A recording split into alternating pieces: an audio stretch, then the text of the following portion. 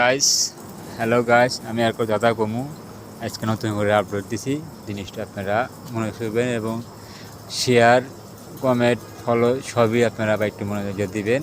এরকম দাদা ভাই আমাদের বাড়ির আমাদের বড় ভাই যারা আছে, মুরব্বী যারা আছে, তারা একদিন আমার বাড়ির ভিতরে মিটিং দিছে মনে করেন যে টাকা পয়সা আগে আসলো না, একটু টাকা পয়সা সবারই হয়েছে, টাকা ঢোকা যে জায়গায় যে জায়গায় কর্ম করে সব জায়গায় একটু টাকা পয়সা হয়েছে।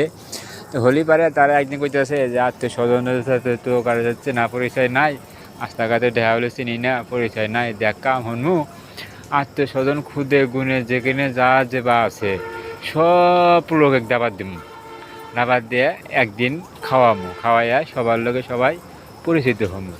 যে পরিচিত হবে মানে যে এই আড্ডা মনে হয় যে 7 দিন 8 দিন এভাবে আড্ডা খালি প্রতিদিন খালি রাজনীতি বাড়ির ভিতরে গোল মিটিং একটু বসে আর কি।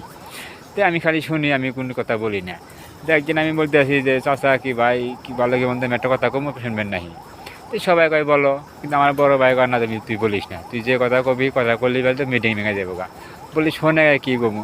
তা আমি কম দেখুন মুহে মুহে খাওয়াবি, কম খাওয়াবি কে, তার মানে মুহে খালি মুহে খাওয়াইতেছে কিন্তু খাওয়াবো তো না, এই একটা খালি মনে হয় যে শোনাইতেছে এবং